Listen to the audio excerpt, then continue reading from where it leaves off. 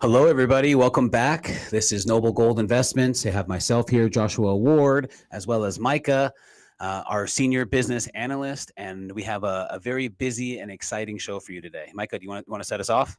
Yeah, thanks, Josh. We haven't done these in a while, so we're going to talk Yes. about some relevant news, stuff that's going on right now that I think everyone needs to be aware of. We, as you know, Josh, have had a really volatile year in terms of the stock market dropping by 20% and then recovering all of that and then some. So we've got new all-time highs. What actually led to a lot of the volatility that we experienced this year were uh, just movements in the new administration around trade and tariffs. And so we'll get into a deck that I prepared for us today. We're going to talk about how the tariffs are actually coming back on, or rather, we should specify and say that the actual pause is coming off. So we'll cover a few other things, including gold, silver, and platinum. But we'll go ahead and start with kind of the most relevant news for the economy and businesses and trade and international affairs. So the return of tariffs. What we know is that on April the 2nd, we had the kind of tariff regime and all the details about various tariffs on different countries roll out.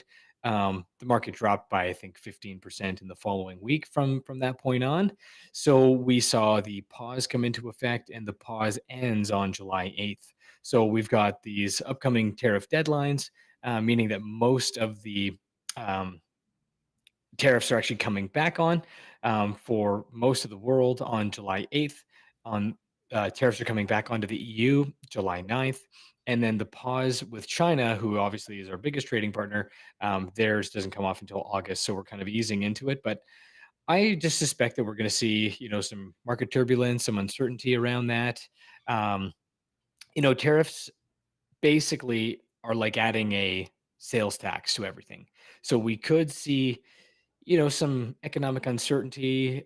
The price of things going up doesn't necessarily mean that people have more money to spend, as you know. So people are going to make decisions on what they can buy, what they can afford, and the things that they'll have to cut from their household budget.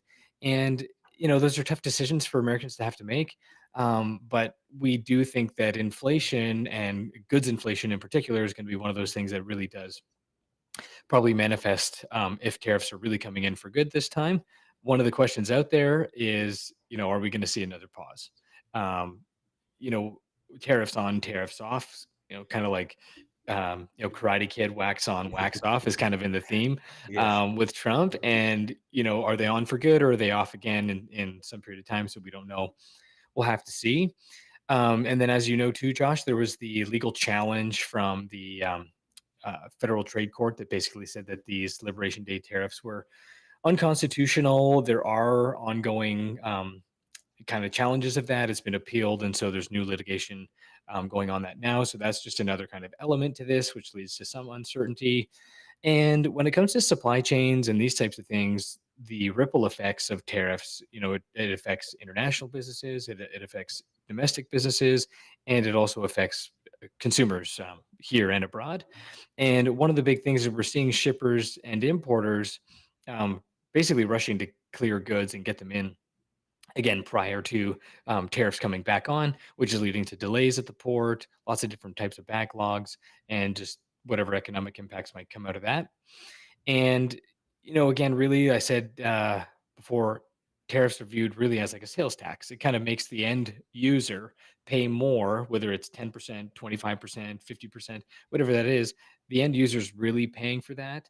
And so there could end up being various price spikes across the board in certain goods. And we really think that that could have recessionary impacts as well, with people being able to spend less and consuming less and those types of things. But any thoughts or comments that you'd like to make on trade? Because I know it's a pretty complicated one. It's on the mind of a lot of our clients. We do hear it on the phones. I know I do almost every day. And so, any thoughts or comments there? Yeah, I mean, I think that's worth mentioning here is that when we had tariffs in this country before. This isn't the first time. We have them currently, and the reason why we had tariffs is because we didn't have an income tax. So we had tariffs and we had special taxes on liquor and guns and stuff like that to survive, and we had a lot smaller government at that time. Mhm. And nowadays it's the opposite, right? The government's huge, and I'm not a huge fan of these tariffs personally. I don't think that they're going to do anything to. I think they're going to cause more harm than positive. It just doesn't make any sense. So are they going to get rid of the income tax and then put a tariff in, or we're going to have an income tax and a tariff and a sales tax and Yeah. a death tax? And, you know what I mean? And so it doesn't make a whole lot of sense to me There's a on lot what of this is going to speculation. accomplish. Yeah, I agree with you. And I've heard various experts talk about how, all the tariffs, if we actually do roll them out, could equal the amount of tax revenue that we get from people who earn $200,000 and less. It's actually almost a wash there. I think that's the goal, is for Trump to basically remove personal income taxes for earners 200,000 and under, and replace it with these, or substitute it with these, Well, let's do with that tariff first, revenue. right? Let's It, do that first, and then we'll get the tariffs it in, would right? be Let's not nice. get the tariffs, put the cart before the horse here. It'd be nice, but you know what? The funny thing is that the fiscal situation, which we've talked about before, just with the big beautiful, the big beautiful bill, um, we're seeing the deficit likely double in the next 5 years. We're going to see the debt from 37 trillion likely double into like 70 something, 75 trillion over the next, call it 20, 30 years. So, the government's too big. It's basically like, there's no way we could ever replace the amount of money we spend purely with tariffs, but we could make enough on tariffs to maybe provide some tax or personal income tax relief to a very, very small um, group of people. Now, mind you, it's not a small group of people that make 200,000 and under. That's most of America. But I just don't think that we're going to be able to actually move the needle much in terms of the the trajectory of the national debt or the federal deficit. Right, that's only going in one direction, and we're spending actually more now um, than we were under the Biden administration, which is a little disappointing. We thought Elon and Trump would come in and fix a bunch of stuff up and be able to kind of get us back on track, back to a sustainable fiscal path, but actually is I'm being proven, I think, in the last few weeks and months, that we're on kind of an intractable path. It's like we've crossed the Rubicon. The debt to GDP ratio has just gotten so out of whack that there's really no coming back. The only way to actually get back to some kind of a healthy debt to GDP ratio is to inflate the currency, which of course we're seeing happen Yeah. in US has no gold. problem doing that. That's about the only card they have in their sleeve, right? That's right. That's right. Yeah, and the biggest indicator, or like barometer of that, is the price of gold. Yeah, that's correct. So anyway, back to tariffs. It'll be interesting just to see how this all plays out. It adds a huge element of uncertainty to the economy and to markets, to inflation, to recession. We're kind of seeing data on both sides. We're seeing, some unemployment ticking up, Yes. consumer sentiment and consumer spending ticking down. Those two by themselves are inflationary, but CPI and inflation numbers are starting to tick back up slowly. So the Fed's been slow to cut rates because they're trying to, stay on top of the fence and straddle both sides of a recession or inflation and try to manage both. But unfortunately, I think we're going to see stagflation, which is that combination of Yeah. a stagnating economy and inflating prices. Which is worst case scenario, right? Because usually in a recession, one of the best things about a recession is the prices fall, Yeah, right? So interest rates, values, asset valuations, they usually fall in a recession. But exactly, but exactly. stagflation is where the prices are still going up, right? And the And the value of economy is going, is way down. down. Yeah, exactly. So, like you said, it is the worst case scenario for people. Yeah. Um, and society at large, but it is the best case scenario for commodities in general, but precious metals in particular. If you want to look at a decade of stagflation, or the last major era that we can observe of stagflation, which was 1974. Really, it started kind of in the late 60s, but 1974 to 1980 is kind of that defined period of stagflation where gold went from $35 to $800 in That's 6 years, correct. 25 times. That's correct. Silver went from $1.50 in 1974 to $50 in 1980. a 35 times. And so the price of oil 10 times in that same decade, along with other, things like lumber and everything else. So, it is really a bad situation. Unless you're appropriately hedged. That's actually one of the best ways to kind of take advantage or just protect yourself under that kind of macroeconomic scenario. Yeah. So let's maybe skip on here, Josh, to talk about gold. And I just want to do a quick review of how gold performed under, you know, Trump administration 1.0. So if we look at the beginning of this chart, which was, in 2016, he wasn't inaugurated until early 2017. But in 2016, we were looking at like $1,200 an ounce gold. Mhm. And it actually ended in 2020 after having made a high in August, September of about 2100, 2080. So let's say it started at 1200, ended at 2000. So that's a 67% rise in 4 years. Annualized, that's 14% per year. And a repeat of that over the duration of Trump 2.0, so the next 3.5 years, would basically imply $4,500 gold by the end of 2028. To me, I think that's reasonable. I think that's actually conservative considering the move that we've seen so far. Um, which will be on my next slide. But it's just kind of important to note that the metals actually reacted really positively to the first Trump administration. Now, he did do some tariff stuff. The economy was actually doing quite well. A lot of the people think that up until COVID, of course. But then Biden took over. So a lot of people think that gold can only do well when the economy is kind of in tatters. Yeah, the economy might be going into tatters, and that's why gold is doing well as of late. But it actually performed well during the entirety of Trump 1.0, and I think we're going to see. I think we're going to see even more than that in Trump 2.0. But any comments on this chart before I move off? Yeah, I remember. I mean, I was here. I started here in late 2017, early 2018 here at Noble. So Yeah. I remember. I remember an ounce of gold was $1,200 an ounce. I remember silver was hovering around $12. And I remember the premiums were low on metals. It was a Don't you beautiful wish you time. could go back? Don't you Yeah, it wish was. you I could go mean, back in time but and buy a little more? that's exactly right. I mean, I bought a lot, right? I mean, I did what I could, Yeah. but it's crazy to think about how not that long ago we had an ounce of gold at a little over I know. $1,000.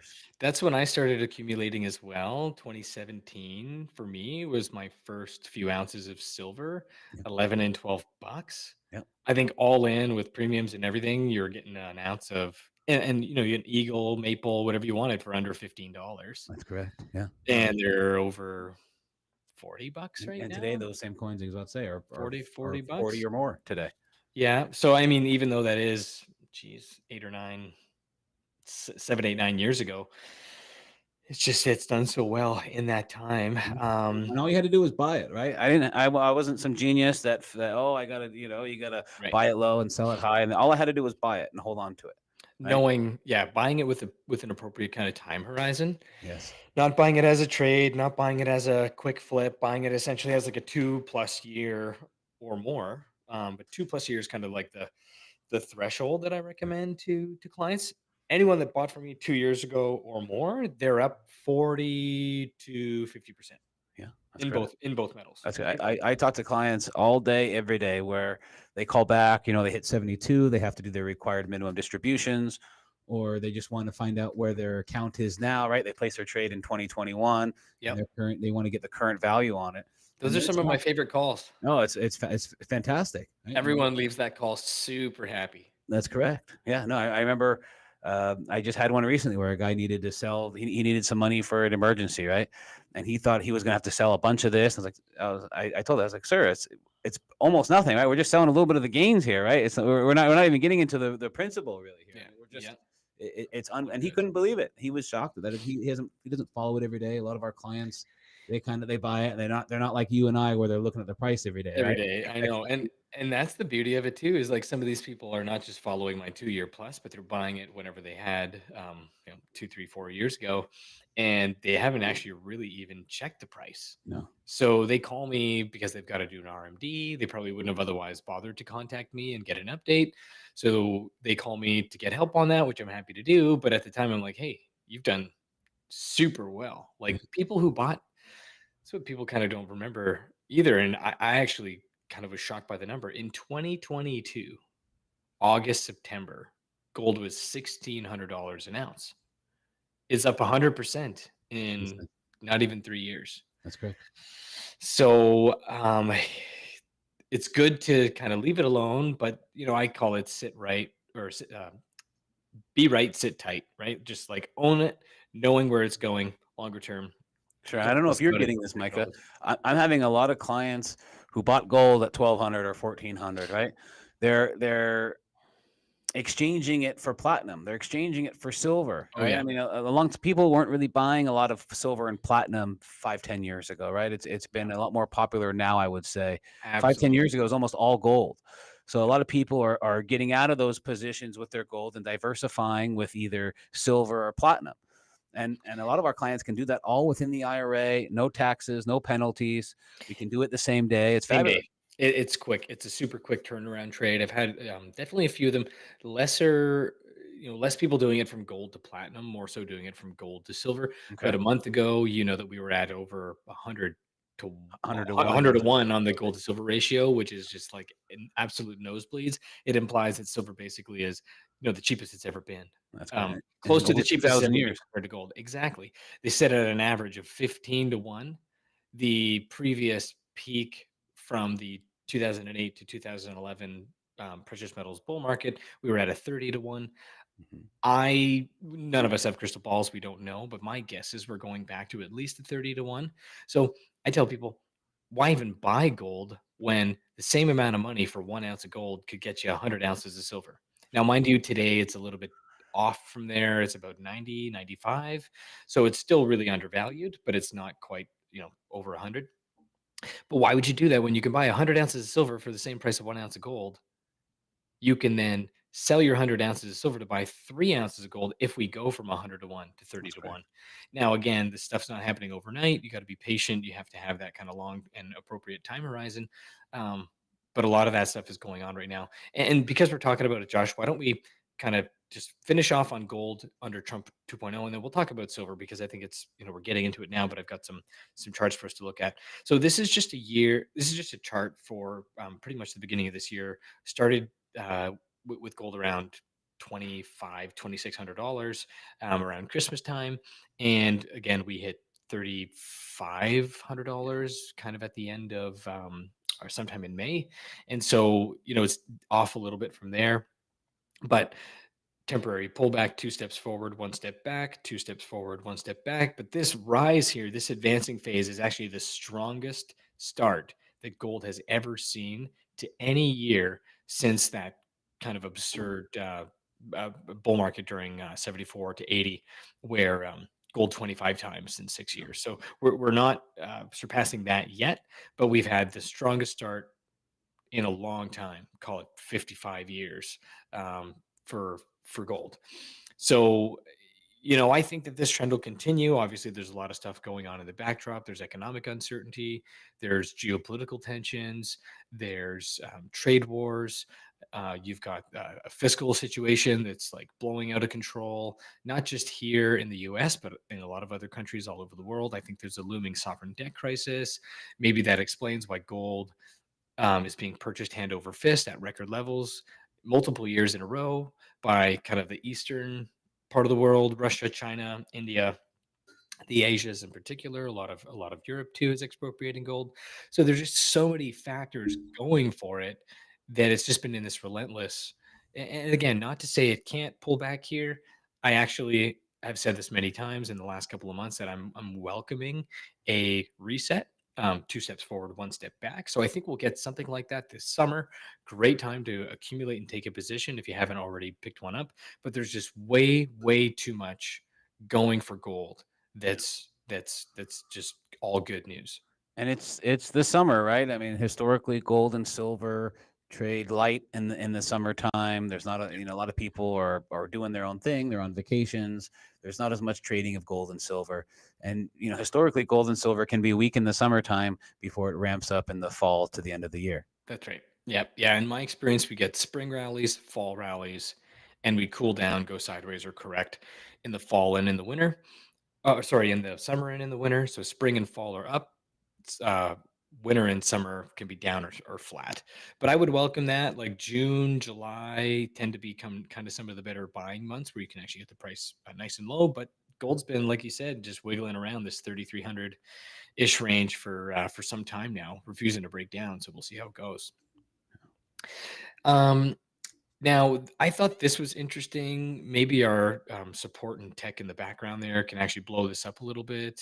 It just, I found this chart online and it basically shows you the performance of the gold price during each administration going back to George H.W. Bush. So during his administration, which would have been set 89 to 94, 93, it was a negative. So gold was down 19%. And then it went down another 20% from 94 to 2000 or 92, I guess that would have been to 2000. Okay. So it went down again, another 19 or another 20% under Bill Clinton. But then we had 2001, the dot-com bubble popped.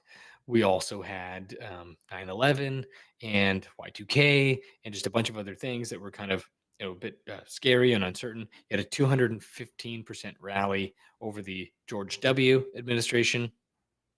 You then had another 44% increase during the two back-to-back Barack Obama terms, and then a 53% increase overall from the gold price under Trump 1.0. And then under Biden, it was up another 37%. So honestly, it's got a fantastic track record from beginning of the decade, right? Or millennium, pardon me. So from 2000 to 2025, what has gone from 300 to 3,500. Yeah, So it's like 10x, 10x in 10 there. or 10 or 12 Yeah. times, 10 or 12 times on your money will not have to worry about the stock market and the ups and downs and all these types of things. So I just thought that was cool. I wanted to share that, and it kind of puts in the cool little visual. Yeah, that's great. Yeah. So then getting into some forecasts, just to put a bow on gold, is this is JP Morgan's kind of annual forecast. So they actually look all the way out into the end of 2026. And they had their new projections revised, which is that top line across that top row. And then below that is their previous projections from last year, this time last year. So they were saying maximum that gold could probably get to by the end of 2026 was $3,000. That's what they were saying last year. Now they're saying it's probably going to get to 4,250, 4,200 or so.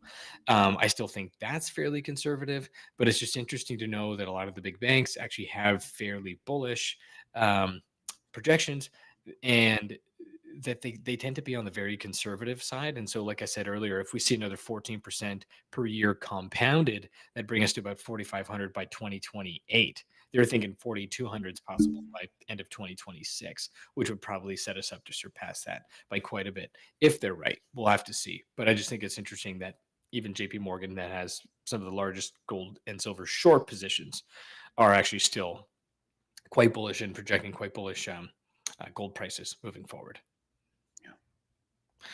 Okay, so silver.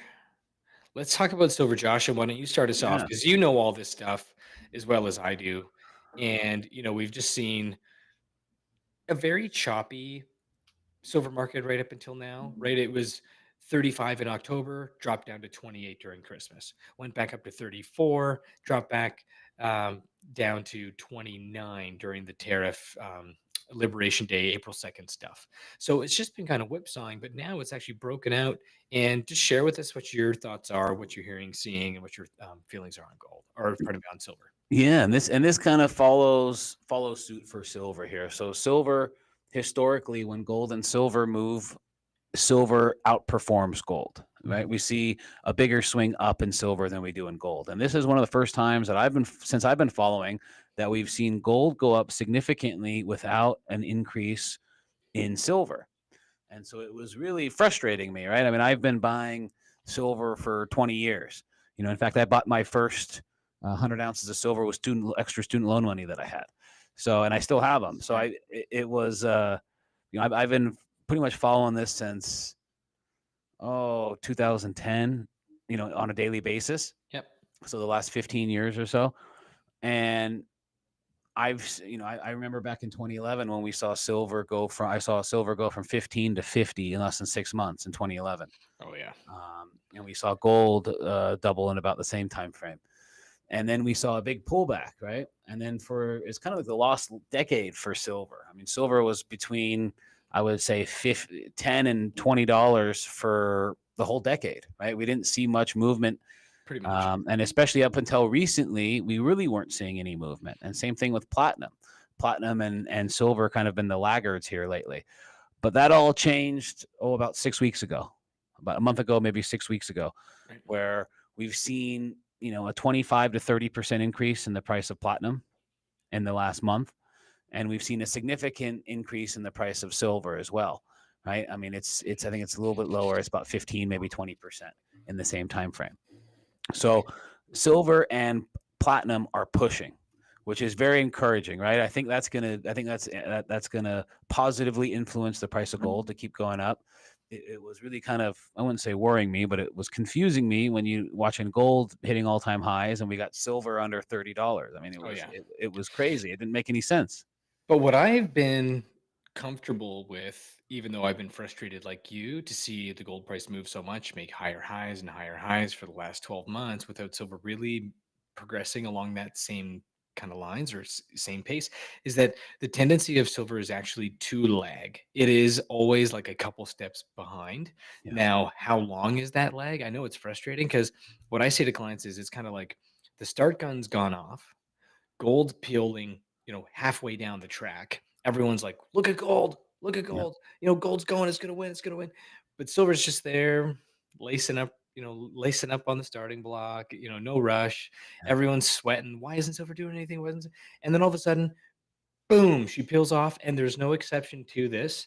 Silver always outperforms and technically under that kind of notion beats gold. Yeah. In terms of the percentage increase over the course of the bull run by the time that it's done. Yeah. So, gold 25 times in the 70s, silver 37 times. In 2008 to 2011, gold tripled, while silver went up 8.5 times. In the summer of 2020, gold was up 40%, silver was up 250%. And this one won't be any different, in my opinion, but we do need to keep that bias in mind, that tendency to lag and to kind of act on a bit of a slow start. So I'm excited. I'm getting excited. We're seeing all the fundamental stuff line up. So there are supply issues. We know that the fiscal stuff isn't getting any better.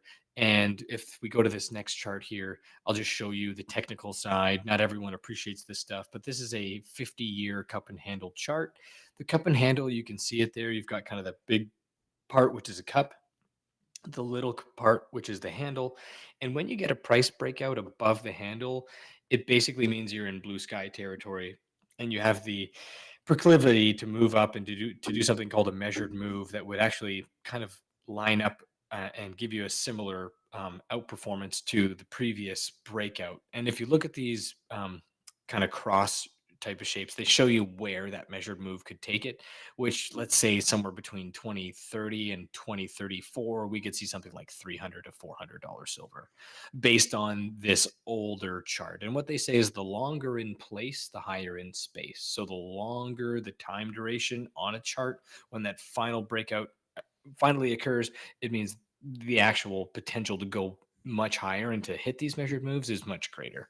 Yeah. And that's significant because that chart starts in 1971, right? Which is when the year we got off Bretton Woods, or the year, we officially stopped using silver in our coinage. Yeah. Right? We had, all of our silver coins from pre-1776 to 1964 made at 90% silver, called, also known as junk silver.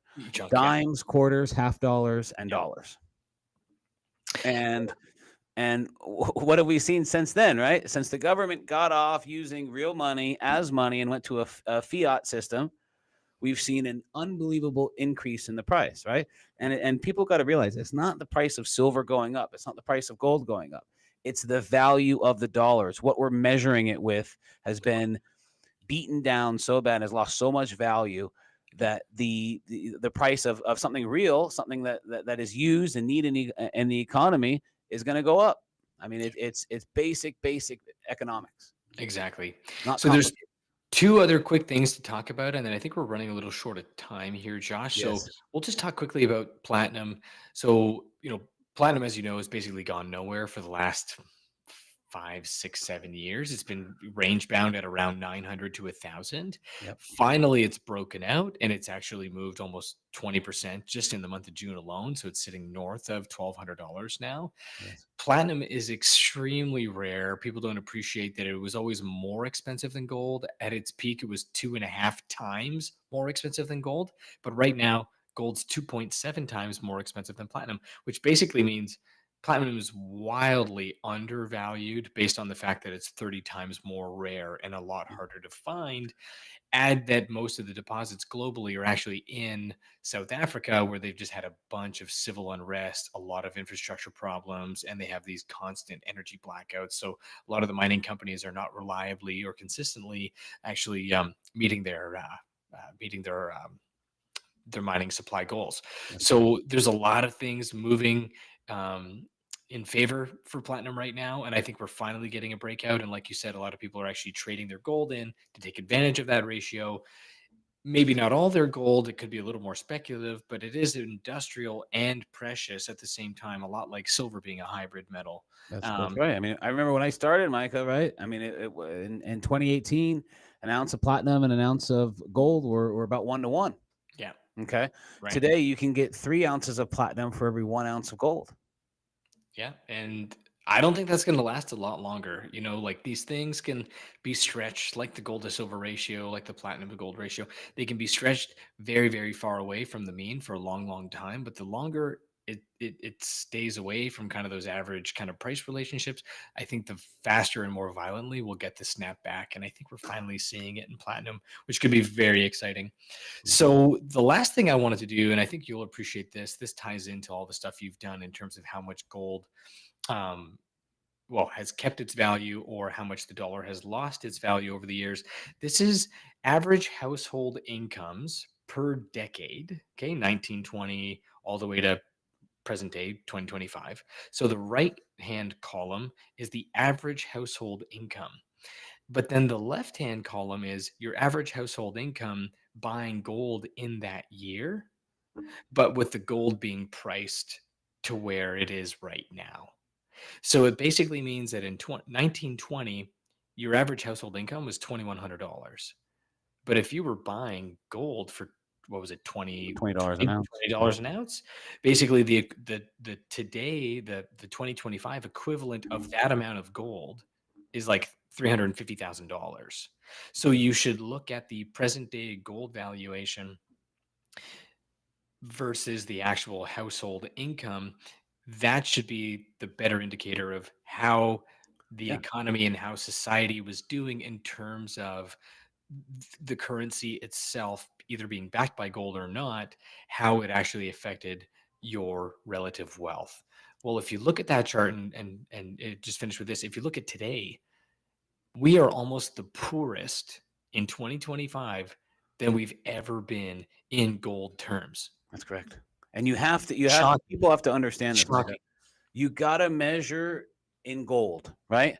Because if you measure in dollars, what's the value of a dollar? What's the definition of a dollar? Right? It's fugazi. Nobody knows what it is, right? Exactly. And that's the reality of it. Gold, everybody knows what it is. You have to measure whether it's houses, cars, income. You have to measure it in ounces of gold and stop measuring it in dollars. Yeah. Because you're doing yourself a disservice and you're skewing the numbers, right? Yeah. A lot of things have actually gotten cheaper priced in gold or priced in silver. Homes, gasoline. I mean, you think about 100 years ago, an ounce of gold was $20, and a home was $4,000. Right. Look at that now. I mean, if you had those same ounces of gold, you would be able to buy a lot bigger house. People need to stop measuring their wealth in dollars and start measuring it in ounces of gold, real money, not fiat money. Totally. And I always tell people, look, you're trying to measure the price of something that'll never go away and something that eventually will. Yeah. Why are you measuring the price of gold in a unit of measurement that'll eventually go to zero? because that's the trajectory we're on. It might take 10 or 20 more years, but essentially you just have a constant devaluation of the currency up until the point that you come back to a gold standard. And that's just the natural currency life cycle. But that graph, the reason I wanted to share it is it just kind of tells us we're in a really bad spot. Household wealth and household. We've never been poor. We've never been poor. Our purchasing power has never been less. We've never been poor in terms of the gold price adjusted household income, which is the real value of wealth and money. And so I just think that's an important note to kind of leave our clients with, or an audience with, pardon me, about just trying to protect yourself. If you don't already have your position, call us at Noble Gold, 877-646-5347. Josh and I are on the phones every day, all day long, except for when we're talking to you. And we welcome just to chat. We can walk you through it all. It's super simple. This is one of the least stressful, most simple, but maybe most misunderstood asset classes out there. And Josh and I are just trying to change that, trying to walk people through this stuff. Josh, anything you want to add and you want to close this out? Thanks. No, this was great today, Mike. I really liked going over. You had some great graphs to go over, and I really hope people take home the message is to start measuring things in gold and silver as opposed to dollars, right? Because they'll always get more expensive in dollars, right? If you know, one of my favorite examples is a gallon of gasoline, right? So we'll leave with this. 50 years ago, a gallon of gasoline was a silver quarter, right? Pre-1964. Today, that silver quarter is worth about $7, right? How much is a gallon of gasoline where most folks are? It's about $3 a gallon, $4 a gallon. So you price gas in silver, right? If you held on to those quarters, you can still buy a gallon of gas, almost 2 gallons of gasolines with a silver quarter, right? A 1965 quarter is worth 25 cents, right? Yeah. All you have to do is buy it, is hold on to it. That's it. 100%. Yeah. Great. Well, thanks, Josh. Yeah.